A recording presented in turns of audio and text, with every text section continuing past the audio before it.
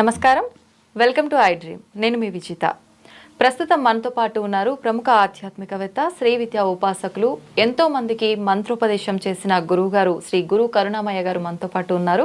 ఇప్పుడు గురుగారితో మాట్లాడి మన సందేహాలన్నింటినీ నివృత్తి చేసుకుందాం. నమస్కారం గురుగారు. శ్రీమాత్రే నమః. గురుగారు, మనకు రెండు రకాల మనస్తత్వాలు, అలవాట్లు, అభిరుచులు ఉన్న మనుషులు ఉంటారు గురుగారు. కొంతమంది ఫుడ్ విషయానికి వస్తే శాకాహారం తీసుకునే వాళ్ళే ఉంటారు, కొంతమంది మాంసాహారం తీసుకునే వాళ్ళే ఉంటారు. అయితే నిత్యం పూజ చేసే వాళ్ళు ఉంటారు, కానీ వాళ్ళకు మాంసాహారం తీసుకునే అలవాటు ఉంటుంది. వాళ్ళలో ఒక సందేహం ఉంటుంది, నేను మాంసాహారం తీసుకుంటున్నాను, దీన్ని వదులుకోలేను, భగవంతుని ఆరాధన కూడా చేసుకోవాలి, మరి నేను ప్రత్యేకించి ఏమైనా నియమాలు పాటించాలా అనేది ఆలోచన ఉంటుంది గురుగారు. ఉంటాయా గురుగారు అలా నియమాలు ఏమైనా వాళ్ళకి ప్రత్యేకించి? అసలు శాకాహారం అంటే ఏమిటి, మాంసాహారం అంటే ఏమిటి అన్నదాన్ని నేను మూలానికి వెళ్ళి నేను నిర్వచన ఇస్తే మన ఆలోచనే తప్పు. ఓకే. టీవీ చూస్తున్నప్పుడు లేదా పత్రిక చదువుతున్నప్పుడు భార్యను నిలువునా నరికేసిన భర్త, 30 సార్లు కత్తితో పొడిచిన భర్త అంటే ఇలా చూస్తాడు చూడండి, అది మాంసాహారం. కళ్ళు. ఓకే. మనం చూసే ఆహారం ఇక్కడే కాదు, ఇక్కడ ఉన్నాయి. మనకి ఇక్కడికి వెళ్ళి ఇదే ఆహారం అంటున్నాను. అవును గురుగారు. ఇది శాకాహారమైన, ఇది మాంసాహారం అయితే మన మాంసాహారాల కిందే లెక్క. నా మీద నా ఒక తీసుకునే ఆహారం వల్ల నాలో మార్పులు కలుగుతూ ఉంటే అది నిషిద్ధము. ఓకే. అంటే నేను మాంసాహారం అంటే చికెను, మటను ఇలా అనుకుంటున్నాను. అది నాలో కలిగిన ఒక ఎన్వైరన్మెంట్ వల్ల అలా అనుకుంటున్నాను. కానీ నిజానికి ఎవరినో గురించి చెడు మాట్లాడుతూ ఉంటాడు. అవును. వాడు బలాన్ని చెత్తకాడండి బాబు, అలాగా ఎలా అని అంటూ ఉంటారు. ఇలా ఇంకోటి గురించి చెడు మాట్లాడుతూ ఉంటే వీడు ఆనందిస్తున్నాడు చూడండి, బ్రహ్మాండమైన మాంసాహారం అది. వీడు అది లేకుండా ఉండలేడు. అదే హ్యాబిట్ ఉంటుంది. అదే హ్యాబిట్. అంచేత నేను మాంసాహారం అంటే ఏమిటి, శాకాహారం ఏమిటి అని ముందు నిర్ణయించుకుందాం. అలాగే గురుగారు. తర్వాత కన్నప్ప పంది మాంసం తిన్నాడంటారు. ఆ పంది మాంసాన్ని నైవేద్యం కింద పెట్టాడు. నోటితో నీళ్లు పోటు పుక్కిలించి ఉమ్మాడు. కాళహస్తి వెళ్తే ఆయన గుడే పైన ఉంటుంది, ఈయన గుడికి అన్నా కూడా ఈయన కనబడాలని శిఖరాన్ని పైకి తీసుకెట్టుకుని ఆయన ఉన్నాడు కాళహస్తీశ్వరుడు. మరి ఇక్కడ చూస్తే ఏమిటి, నువ్వు ఏ ఆహారం తింటున్నా ఆ ఆహారం నీలో చేసే మార్పుల్ని గమనించాలి. నెంబర్ 1. ఓకే. నీ కల్చర్ ప్రకారం మనం పుట్టినటువంటి ఒక వ్యవస్థ, నేను జాతి అన్ను, మనం పుట్టిన ఒక వ్యవస్థ ప్రకారం నీకు ఈ ఆహారం అలౌడ్ అయితే మీరు తినచ్చు. పూర్వకాలంలో అందరూ తినేవారని చెప్పుకుంటారు పురాణాలు. కానీ మీరు సత్యనారాయణ వ్రతం కథ చేశారు ఎప్పుడైనా, పూజ సత్యనారాయణ వ్రతం? దాంట్లో 2వ అధ్యాయంలో ఒక కట్టెలు ముక్కునేవాడు, మొదటి అధ్యాయంలో కట్టెలు ముక్కునేవాడు బ్రాహ్మడు పూజ చేస్తుంటే విని కట్టెలు కావడి కింద పెట్టి లోపలికి వెళ్ళి పూజ అంతా చూసుకుని ప్రసాదం చేసి నేను కూడా ఈ పూజ చేయవచ్చా అని అడిగాడు. అలా అడిగాడు. అంటే అర్థం ఏంటి, కట్టెలు ముక్కున్నాడు మాంసాహారం తింటాడు. ఆ రోజుల్లోనూ మాంసాహారం తిన్నా వాళ్ళు చేసుకున్న జపము, వాళ్ళకి భగవంతుని భక్తి, ఈ మాంసాహారం నాలో ఏ మార్పు తేకుండా కట్టెలు ముక్కున్న వాడికి బ్రాహ్మడికి తేడా లేనటువంటి సద్గుణాలు ఆ రోజుల్లో ఉన్నాయి. ఇది కాదని నేను సత్యం. సో నేను తీసుకుని ఆహారం నాలో మార్పు తెస్తుంది. అంతెందుకు, మేము 15 రోజుల పాటు నేను ఉప్పు కారం లేకుండా ప్రయత్నించాను. తిరుపతి వెళ్ళిపోయాను. ఒక పెరుగన్నమే ఇంతే రాత్రికి. అసలు ఎలా ఉందంటే మొత్తం శాంతం. ఎలా అయిపోతే మా ఆవిడికి భయం వేసింది, బాబోయ్ మామూలుగా ఉప్పు కారం తినని సన్యాసులు అయిపోతారేమో అని భయపడ్డారు ఒక రకాలు మన పెళ్ళైన కొత్తల్లో. అంచేత నేను తీసుకునే ఆహారం నా మీద ఎఫెక్ట్ ఇస్తుంది, దాంట్లో సందేహమే లేదు. కానీ ఆ ఆహారం అది మాంసాహారం అనండి, స్పైసెస్ మసాలా ఆహారం అనండి, రెండు ఒకటే. ఇది నాలో మార్పులు తెస్తున్నాయని నేను గ్రహించినప్పుడు నేను కంట్రోల్ చేసుకోవాలి. నువ్వు ఆహార నియమాల ప్రకారం నువ్వు ఇంత కొంచెం తినచ్చు, దాంతో ఏమీ తప్పు లేదు. నేను శాకాహారనే, కానీ ఆ కాస్త తినడంలో తప్పు లేదు. లేదు. కానీ ఇది లేకుండా నేను ఉండలేను అని కొన్ని జనాలు అంటారు. అవును గురుగారు. అది తప్పు. ఇది లేకుండా ఉండలేను. పప్పు అయినా ఒకటే, మొక్క అయినా ఒకటే నా దృష్టిలో. పప్పు అంటే నేను తిని, మొక్క అంటే మిగతా వాళ్ళు తినేది. ఈ రెండు ఒకటే. అంచేత నా గుణాలని నేను ఎందుకంటే ఎంత మీరందరూ నన్ను క్షమించాలి, ఎంత మీరు కాదన్నా ఒక జీవి హింసపడుతూ వచ్చినటువంటి మాంసం అది. అది నేను తింటున్నప్పుడు ఆ జీవి పడ్డ హింస కొంత నాలోకి రావడానికి కారణం అది. దానికి తగిన ఉపాసన చేసుకుంటే భక్తితో ఏమవుదు, అదొక ఆహారం కింద ఉంటుంది. కానీ నేను అలా చెయ్యకుండా ఇదే వ్యాపకం కింద పెట్టుకుని కనబడ్డ జంతువునంతా చంపేసి తినేస్తూ ఉంటే డెఫినెట్గా నాలో గుణాలు మారతాయి కదండి. అంచేత నేను పాటించాల్సిన నియమం ఏంటంటే మాంసాహారులు మిమ్మల్ని మీరు గమనించుకోండి. మీలో ఏదైనా తామసిక గుణాలు ఉన్నప్పుడు కాస్త తగ్గించి చూడండి. ఈ ఆహారం ఏ ఆహారమైనా సరే, శాకాహారాలైనా సరే, ఆహారంలో కొంచెం స్పైసెస్ తగ్గించడం, మసాలా దీన్ని తగ్గించడం, క్వాంటిటీ తగ్గించడం, ఇవన్నీ చేసి చూడండి. అందుకే మితాహారం ప్రియ ఆహార వర్జితం అని మా శ్రీవిద్యలో 2 గుణాలు చెప్తాం. మితాహారం, కుంభాలు లాగించేయకూడదు, అంత అక్కర్లేదు, ఎంత తింటే చాలు. ఆ మిగతా ఎక్స్ట్రా అంతా నువ్వు దానం చేయాలి. ప్రియ ఆహార వర్జితం. రసగుల్లా అంటే నాకు చాలా ఇష్టం. తింటారా గురుగారు? ఇప్పటికి లోపలే పెద్ద షుగర్ ఫ్యాక్టరీ ఉంది. ఇంతకుముందు తినేవాళ్ళం. కానీ మా గురువుగారు చెప్పారు, ప్రియ ఆహార వర్జితం అంటే అది అక్కర్లేదని నేను వదిలేయడం కాదు. రసగుల్లా తీసుకుని ఇప్పుడు మాంసాహారం లేనిదే నేను ఉండలేను అనుకున్న వాళ్ళకి చెప్తున్నాను. అది తీసుకుని ఆ మొక్క ఏదో పెట్టుకుని ఇంకా తింటాను ఇక్కడ నుంచి సొంగలు కారిపోతూ ఉంటాయి ఈ మసాలా బాధలకి. ఇక్కడ పెట్టి వద్దు అని కింద పెట్టేయగలగాలి. కష్టం గురుగారు, మీరు చెప్తుంటే నేను తింటున్న ఫీలింగ్. ఈ కంట్రోల్ నువ్వు ఉన్నంత వరకు తినండి, పర్లేదు. ఈ కంట్రోల్ లేదు నేను. అది ఈ ఆహారమైనా సరే. అంచేత మనం తింటున్న ఆహారం మాంసాహారం అంటే ఇక్కడి నుండే కాదు, ఇది నేను తగ్గించుకోవాలి. నీకు ఆ ఉద్రేకపూరితమైన వార్తలు మంచివి కానప్పుడు ఆ వార్త చదవకండి, ఆ ఛానల్లో ఆ న్యూస్ చూడకండి. అప్పుడు పెర్ఫెక్ట్ శాకాహారులు. అది ఈ కళ్ళను ఈ చెవుల నుండి కరెక్ట్. ఇకపోతే ఇక్కడ ఎప్పుడైనా ఒకసారి అప్పుడప్పుడు నోటి జఫ్ని ఆపుకోలేక నేను తినచ్చేమో, కానీ అది తిన్నప్పుడు కూడా నాలో వచ్చే మార్పులు గమనిస్తూ తగినంత ఉపాసన చేసుకుంటూ, గొప్ప ఉపాసన ఏంటంటే నిశ్శబ్దంగా ఉండడం. రోజు పొద్దున్న లేచి కళ్ళు తెరుచుకొని ఇలా ఉండమనండి. అంటే భగవంతుని మంత్రమే, ఏ భగవంతుడు లేదు, మనమే భగవంతులు. ఏం హక్కలే. మళ్ళీ భగవంతుడు ఇవాళ మంగళవారం ఆంజనేయ స్వామి, బుధవారం సరస్వతి, ఇవన్నీ మనం డ్యూటీలో వేసాం భగవంతుడికి. ఇది వస్తుంది. ఏమొద్దు, జస్ట్ కళ్ళు తెరుచుకుని ఓ నవ్వు ముఖం పెట్టుకుని ఇలా ఉండాలి. చాలా కష్టం. ఓ 10 సార్లు లలిత సహస్రం చదవమంటే చదువుతాం. అది ఏం చేయకుండా నోరు మూసుకొని కూర్చోరా అంటే అస్సలు కాదు. ఇది బ్రహ్మాండమైన శాకాహారం. ఇది తిని శాకాహారం. ఇది కూడా తింటుంది మాంసాహారం. వాడిని గురించి ఆలోచించి, వీడిని గురించి ఆలోచించి. ఈ శాకాహారం ఇక్కడి నుంచి చేస్తే అక్కడ మొదలెట్టండి. ఇది ఒక్కటి కాదు, ఇక్కడ మొదలెడితే ఆటోమేటిక్గా ఇది కంట్రోల్ అయిపోతుంది. అంచేత మాంసాహారం తిని వాళ్ళు పాటించిన నియమాలు ఏమిటి అంటే, మొట్టమొదటి తనని అబ్జర్వ్ చేసుకోవడం, ఈ నిగ్రహ శక్తి. అది లేకుండా నేను ఉండలేను అన్న స్థితి రాకుండా ఉంటే చాలు, వాళ్ళు పూజ చేయవచ్చు. ఆ రెక్కలు వస్తే మన భక్తుల్లో చోకామేళ, సూర్దాస్, కబీర్దాస్, గోరాకుంభ మాంసాహారులే.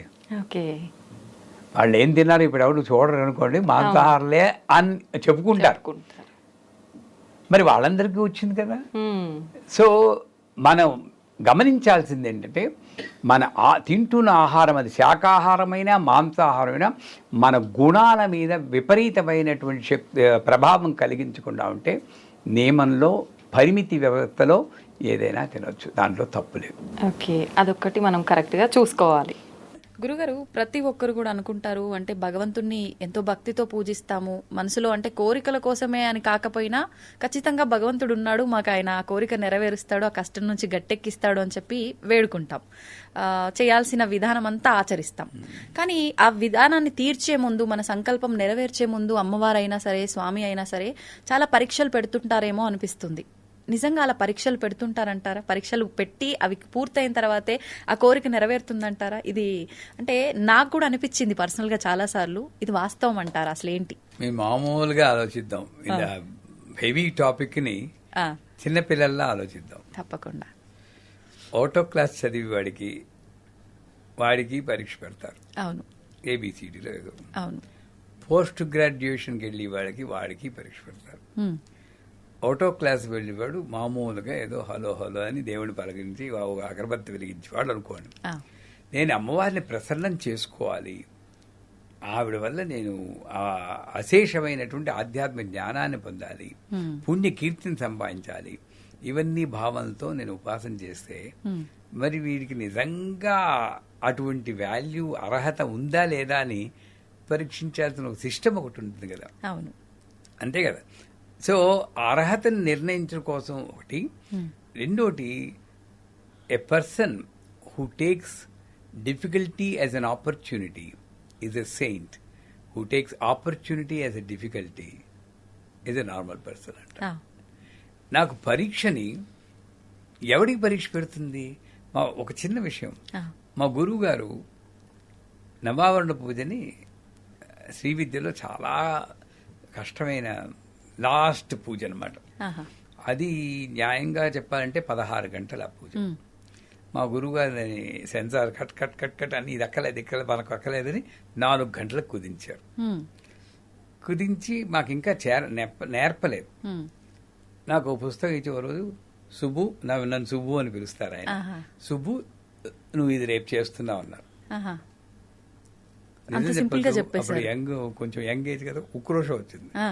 కనీసం పూజ పేరైనా చెప్తారా, మాకు టీచ్ చేయడం మాట అటుండండి, పేరైనా చెప్తారా అని అడిగాను. దీన్ని నవావరణ పూజ అంటారు, శంకరాచార్య వాళ్ళు పీఠంలో వాళ్ళు చేస్తారు. ఓహో, దానికి ట్రైనింగ్ లేదు, నేను చెయ్యాలి. రేపే మళ్ళీ 200 మంది వస్తున్నారు, కామాఖ్య పీఠంలో నువ్వు చేస్తున్నావు. ఎంత పెద్ద పరీక్ష అండి. కానీ మా గురువు గారి ట్రైనింగ్ వల్ల, మా అమ్మ ఇచ్చిన ట్రైనింగ్ వల్ల ఏదో నాలో కెపాసిటీ లేకపోతే మా గురువు అంత పరీక్ష పెట్టడు, ఆయనే ఇస్తాడు స్ట్రెంగ్త్ అన్నది మార్పు నాలో వచ్చింది. సూపర్.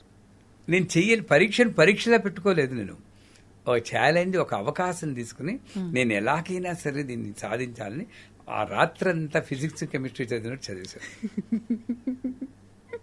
మర్నాడు చేసాను 200-300 తప్పులతో చేస్తుంటాను. బట్ ఎలా చేసేవు అన్నది కాదు ముఖ్యం సుబ్బు, చేసేవా లేదా అన్నది ముఖ్యం, అది నేర్చుకో అన్నారు తర్వాత నెక్స్ట్ డే గురువు గారు. అంచేత పరీక్ష అన్నది లేకపోతే నీకు అసలు ఆ స్థితికి వెళ్ళడానికి వాల్యూ ఉందా లేదని ఎవాల్యుయేషన్ లేకుండా నువ్వు అక్కడికి వెళ్ళినా నీకు ఉపయోగం ఉండదు.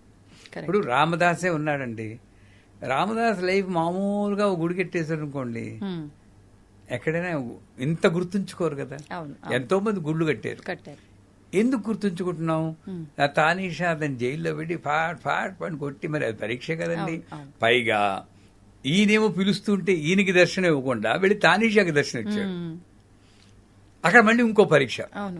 ఆ పరీక్షలో ఒకసారి బ్యాలెన్స్ తప్పి ఎవడబ్బా సొమ్మని కులుకుతూ ఉన్నావు నోరు దారి అనేసాడు. అనేసి వెంటనే గుర్తొచ్చి దెబ్బల కోరవలేక అబ్బా అని పిలిచాను ఎవరికొక ఆయన పోయి అంత చనువు ఉండేది ఆ తరంలో.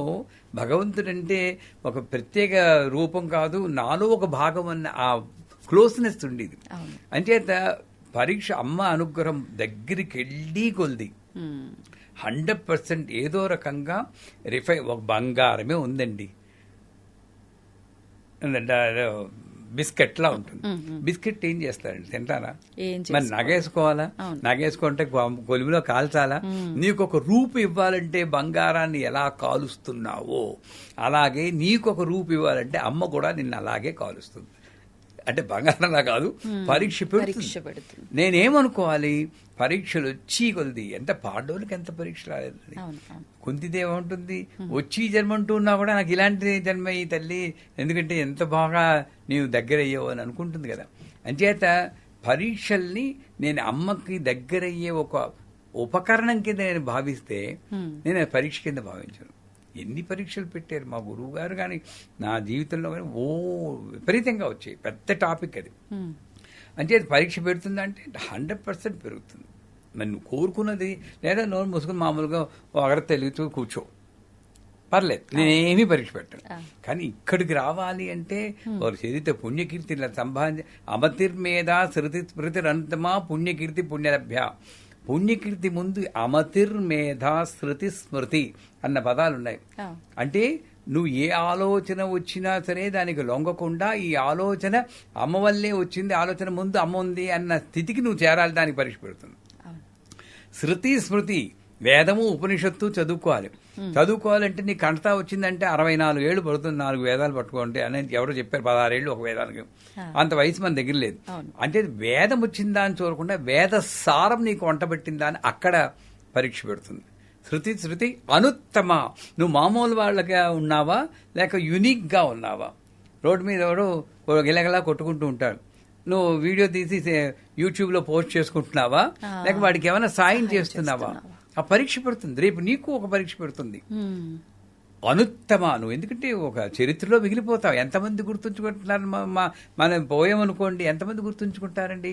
మన ఫ్యామిలీ మెంబర్సే 10 నెల రోజులు 3 నెలలు గుర్తుంచుకున్న తర్వాత మళ్ళీ మామూలే అయిపోతుంది. మళ్ళీ రమణ మహర్షి, రామకృష్ణ పరమహంస, శంకరాచార్యులు వాళ్ళని ఎంతమంది గుర్తుంచుకున్న? మహాత్మా గాంధీ, వాళ్ళు యూనిక్ పర్సనాలిటీ. వాళ్ళు ఎంత అనుభవించారు, జైళ్ళకి వెళ్ళారు. క్యాన్సర్ వస్తే ఆ పురుగు కింద పడిపోతే మళ్లీ పురుగును పీచి పెట్టారు. ఏమీ మామూలుగా ప్రాపంచికంగా మనం అనుభవించేది ఏది అనుభవించలేదు. అదే పెద్ద పరీక్ష వాళ్ళకి. చేత పరీక్ష పెడుతుందా అంటే 100% పెడుతుంది. కానీ ఆ పరీక్ష తట్టుకునే శక్తి కూడా ఆవిడే ఇస్తుందన్న నమ్మకంతో ముందెళ్తే పరీక్ష ఒకసారి దాటి అటు వెళ్ళేవా ఆ చంద్రార్కం మనం ఉంటాం. అది మాత్రం సత్యం. నా జీవితంలో మొట్టమొదటి గురువుగారికి వస్తే నేను నీ జీవిత లక్ష్యం ఏమిటంటే, చాలా రోజులు కొన్ని వేల మంది నన్ను గుర్తుంచుకుండాలి, మంచిగా గుర్తుంచుకుంటూ ఉండాలి. వీడురా ఇదిరా జీవితం అనుకుంటే అన్న జీవితం నాకు వచ్చేటట్టు అనుగ్రహించండి నన్ను. సూపర్. ఎందుకంటే నాకేం కోరికలేదు. కానీ చాలా తక్కువ ఆలోచిస్తారు ఇలా కదా గురుగారు? అంటే గురువు ఇచ్చిన అనుగ్రహం అదృష్టం అనుకోండి. అలా అదే, అంతకన్నా లేదు నాకు ఏమి. ఇప్పుడు కూడా అంతే. ఇప్పుడు నాకు తృప్తే. నేను వెళ్ళిపోయినా కూడా తరతరాలు నన్ను అనుకుంటూ ఉంటాను. నాకేం బెంగలేదు. వెనక్కి తిరిగి చూస్తే తృప్తే కానీ నాకు బెంగలేదు. ఆ జీవితం రావాలి అంటే నేను పడతాం విపరీతంగా పెద్ద పెద్ద స్వామీజీలు, శంకరాచార్యులు వారు వాళ్ళందరూ పడ్డారు. అగ్ని ప్రయోగం జరిగింది ఆయన మీద. ఇవన్నీ తట్టుకుని అమ్మ అనుగ్రహంతో నిలబడ్డాడు గనుకనే ఇంతెందుకు ప్రహ్లాదుని తీసుకోండి. అవును, హిరణ్యకశిపుడు ఎన్ని హింసలు పెట్టలేదు, ఒక్కసారైనా మానేడా? మన వాళ్ళు మా ప్లేస్ లో ఉంటే బాబోయ్ సరెండర్ అయిపోతాం కదా. దేవుణ్ణే తిట్టేస్తుంటారు. చివరికి ఎలాగా సినిమాలు చూపిస్తాడు, కిందకి పడిపోతూ ఉంటే ఆ నేల మీద టచ్ చేయదాకా పట్టుకోడు. అవును, అంటే ఎంత పరీక్ష అండి అది. మరి ఇతను భక్తుడని తెలుసు, అక్కడి నుండి పడేటప్పుడే పట్టేసుకోవచ్చు కదా. కిందకి పడి దాకా నువ్వు నమ్మకం పెట్టుకుంటావా, అప్పుడే నేను దొరుకుతాను. ఇవన్నీ మనకి నిదర్శనాలు. చేత మనం మన జీవితంలో అటువంటి పరీక్షలే వాళ్ళు తట్టుకున్నారంటే ఇవన్నీ చిన్న చిన్నవే అనుకున్నామా, ముందుకెళ్తాం. అద్భుతం గురుగారు. నిజంగా ప్రతి ఒక్కరు ఈ భావనతో ఉండాలి. నిజంగా ఇప్పుడు ఇది వినగానే అనిపిస్తుంది వెంటనే ఇది పాటించాలి, ఇలాగే ఉండాలి అని. మరో క్షణం నార్మల్ ఇలా అయిపోతుంది. అందరూ శ్మశాన వైరాగ్యం, ప్రసూతి వైరాగ్యం, పురాణ వైరాగ్యం ఇలా వైరాగ్యాలు ఉండకుండా నిజమైన వైరాగ్యం మనం అలవర్చుకోవాలి అని ఒక దృఢ సంకల్పం ఉంటే చాలు, ఆవిడ అనుగ్రహంతో అదే వచ్చేస్తుంది. గురుగారు, నేను ఇప్పుడు అడగబోయేది కళలకు సంబంధించి. అంటే చాలా మంది కళలో ఏదో ఒక మంచి పని చెయ్యాలి అని చెప్పి నాకు అమ్మవారు వచ్చి చెప్పింది అని చెప్పి బయటికి చెప్పేస్తుంటారు. మెలకు వచ్చిన తర్వాత నాకు ఇలా అమ్మవారు చెప్పింది అంటే అది వాళ్ళ భ్రమ అనుకోవాలా, నిజంగా కల్లో అమ్మవారు అలా వచ్చి ఇది మంచి పని, ఇది చేస్తే మంచి జరుగుతుంది ఇలా నిజంగా చెప్తారా? చాలా మంది కళలో నాకు అమ్మవారు ఇక్కడ విగ్రహం ఉంది తీయమని చెప్పి, లేకపోతే అక్కడ ఆలయం కట్టించమని చెప్పి ఇలా రకరకాలుగా చెప్తున్నారని చెప్తారు. అంటే ఇలా చెప్పే వాళ్ళని కొంతమంది నమ్ముతారు, కొంతమంది దీనికి ఏదో పిచ్చి డేలో ఏదో మాట్లాడి ఉంటుంది, దానికి సంబంధించి ఇప్పుడు కళ వచ్చింది అదంతా వదిలేయాలి ఇలా తీసుకుంటాం. ఎలా తీసుకోవచ్చు అంటారు ఈ కళని? ఇంకొక విషయం, ఈ మధ్య కాలంలో నాకు ఒక ఫ్రెండ్ ఒక విషయం చెప్పింది. అది నేను ఇప్పటివరకు ఎవరిని అడగలేదు. ఇప్పుడు ఎట్లా కళల టాపిక్ వచ్చింది కాబట్టి మీ దగ్గర చెప్దాం అనుకుంటున్నా. తనకి శివుడికి అభిషేకం చేస్తున్నట్టు కళ వచ్చిందంట. చాలా ఎక్కువసేపు అలా చేస్తూనే ఉంది, మైమర్చిపోయిందంట అభిషేకం చేస్తూ, మొత్తం దేవుడి పైన భక్తిని అంతా చూపించేసుకుంది. తీరా మెలకు వచ్చిన తర్వాత చూస్తే తను అప్పుడు నెలసరి సమయంలో ఉంది, పీరియడ్స్ లో ఉంది. తను ఇంకా ఏడుపు ఒక్కటే తక్కువ తనకి. ఏంటి ఇలా అయింది, నేను అభిషేకం చేసినంత వరకు బాగుంది, అది కళ అని తెలిసినా సంతోషపడేదాన్ని, కల్లో అయినంతసేపు చేసినా అని చెప్పి, కానీ తీరా చూస్తే నేను ఇలా ఉన్నాను, నాకేమైనా దోషమా, అసలు నాకు ఎందుకు వచ్చింది ఇలాంటి కళ, ఈ విషయం తను నాకు చెప్పింది. దీన్ని ఎలా తీసుకోవచ్చు అంటారు? అసలు ముందు మీ ఫ్రెండ్ విషయం తీసుకుందాం. జాగ్రత్త, స్వప్న, సుషుప్తి అవస్థలు 3 ఉన్నాయి. ఇందులో మీ ఫ్రెండ్ అనుభవం స్వప్న సుషుప్తుల్లో అనుభవించుంటుంది. ఇందులో ఈ రెండిట్లోనూ మీరు లేరు. స్వప్నంలో మీరు మనం ఉండము. స్వప్నంలో ఏంటి, నేను మగాడినా ఆడదాన్నా అంటే అది ఉండదు, అసలు ఏం ఉండదు. సుషుప్తి అంటే అసలు కల కూడా ఉండదు, అటువంటిది అది కాదు. అంచేత నేను లేనప్పుడు నాకు పీరియడ్స్ ఎలా వస్తాయి? మెలకొచ్చేకే నా స్థితి నాకు గుర్తొచ్చింది. అంచేత ఇంకోటి ఏంటంటే, ఆ స్థితిలో వచ్చిన ఈశ్వరుడికి తెలుసుగా నీకు పీరియడ్స్ ఉన్నాయని తెలుసు. అయినా సరే వచ్చేటంటే అది దోషం లేదనే కదా. నువ్వు దాన్ని సరిగ్గా అర్థం చేసుకుని నా దోషం ఉందని నువ్వు క్రియేట్ చేసుకుంటున్నావు కదా దోషం. ఆ ఈశ్వరుడు సర్వాంతర్యామి, సర్వజ్ఞ అన్ని తెలిసినవాడు. ఈ అమ్మాయికి పీరియడ్స్ ఉంది, నేను కళ్ళలో రాకూడదని అనుకుని రాకుండా ఉండాలి కదా మరి న్యాయంగాను. అంతే. వచ్చేడు అంటే నీ ప్రయత్నము, నీ ప్రేమేం లేకుండా వచ్చిన దానికి నీ బాధ్యత ఎంత మాత్రం లేదు.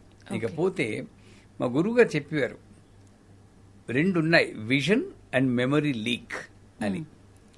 కళలు అనేవి మోస్ట్లీ మెమరీ లీక్. ఈవిడికి 3 వంతులు శివరాత్రి ముందు వచ్చి ఉండాలి కథ కళ. ఇది శివుడి గురించి ఆలోచిస్తుంటా కదా, శివరాత్రి ముందు కాబట్టి శివుడు వచ్చేస్తాడు. అవన్నీ మెమరీ లీక్లు. అంచేత మోస్ట్లీ మెమరీ లీకే ఉంటుంది. విజన్ అంటే ఏమిటి అని మా గురుగారు అడిగితే, నీకు ఇంత ముందు చూడనటువంటి ఆకారాలు కానీ చూడలేటువంటి దృశ్యాలు కానీ కనబడితే నీ మెమరీకి బియాండ్ యువర్ మెమరీ, అది విషన్ అని గుర్తుంచుకోవాలన్నారు. ఇప్పుడు మా కళలో మధురై మీనాక్షి కనబడింది, మంచిదే, మెమరీ లీక్. ఆకాశంలోని పుష్పవర్షం కురిచింది, మెమరీ లీక్. కాకపోతే అరటి చెట్టు నుండి కలుపు వచ్చింది, బుర్ర తిరిగిపోతుంది. ఎలా వచ్చింది? ఏదో ఉద్దేశం ఉంది. దీని మళ్ళీ వ్యాఖ్యానాలు చెప్పమని అడుగుతుంటాను. నాకు నా గురుగారితో కూర్చున్నప్పుడు కుంభాభిషేకం అప్పుడు ఇక్కడ కూర్చో జపం, కళ్ళు మూసుకో అన్నాడు. అప్పుడు కళ నిద్రపోలేదు కూడా. మూసుకుంటే చుట్టూరా ఉన్న జనాలకు బదులు గాజులేసుకున్న చేతులు వచ్చి, భూమి మీద నుండి చేతులు వచ్చి ఇలా మా మీద అక్షతలు వేస్తుంది. మా మీద అక్షతలు పైనుండి పడాలి కానీ భూమి మీద నుండి రావడం ఏమిటి? అలా చూస్తూనే ఉన్నానమాట. లోపల మా గురువు గారి గురుపత్ని అన్నపూర్ణాంబ వచ్చి, ఎరసుబ్బు ఇక్కడున్నావేంటి? ఇక్కడే ఉన్నాను, గురువుగారి పక్కన కూర్చున్నాను.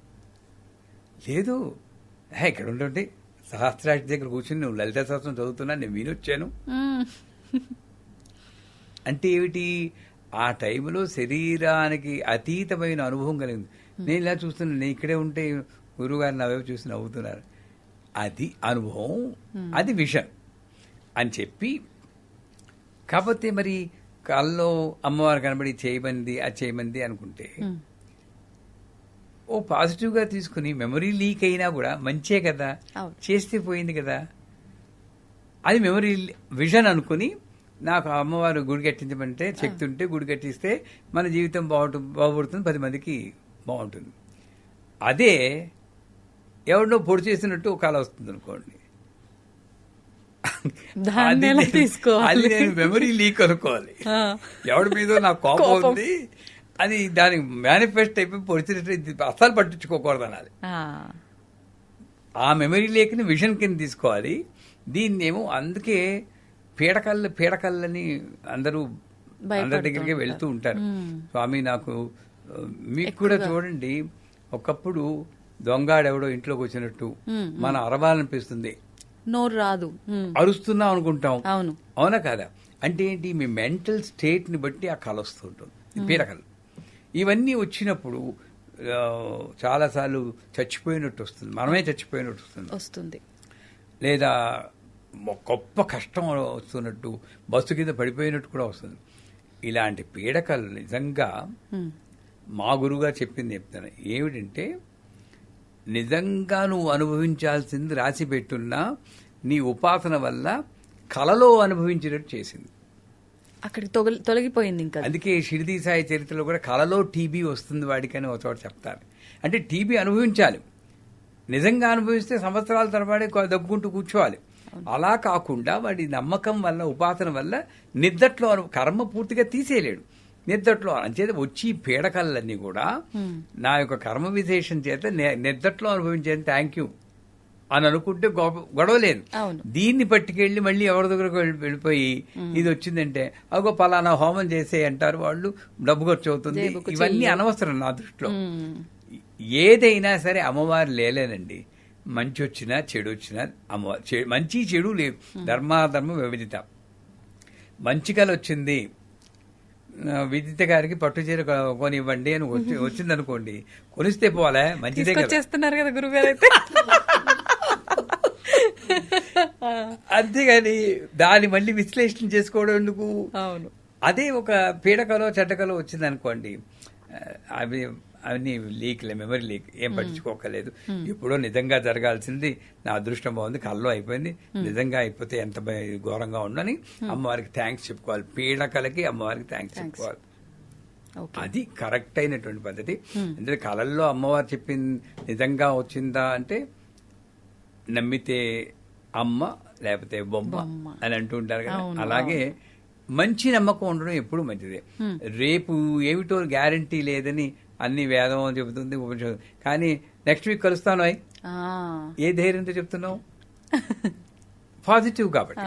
అలాంటి పాజిటివ్ యాటిట్యూడ్ తీసుకుంటే ప్రతి కళ మంచిదైతే మనం వెంటనే చేసుకుంటే శక్తి అనుసారం మంచిది, లేదా విపరీతంగా వచ్చిందంటే పర్లేదు నాది కాదు అనుకుని బ్రష్ ఆఫ్ చేసుకుంటే మంచిది. సూపర్ గురుగారు. అంటే మీరు చెప్పిన దానికి నాకు ఆల్రెడీ అంత క్లియర్ అయిపోయింది. బట్ ఊర్లలో ఎక్కువగా పెద్దవాళ్ళు చెప్తూ ఉంటారు, అంటే పెళ్లికి సంబంధించిన కళ వస్తే ఎవరికో ఏదో జరగబోతుంది అని చెప్పి, నీళ్లు కళలో వస్తే కూడా మనకి ఏదో శోకం అని చెప్పి, ఇలా చాలా రకాలుగా చెప్తుంటారు. అవన్నీ ఒక పెర్మిటేషన్ కాంబినేషన్ థియరీ.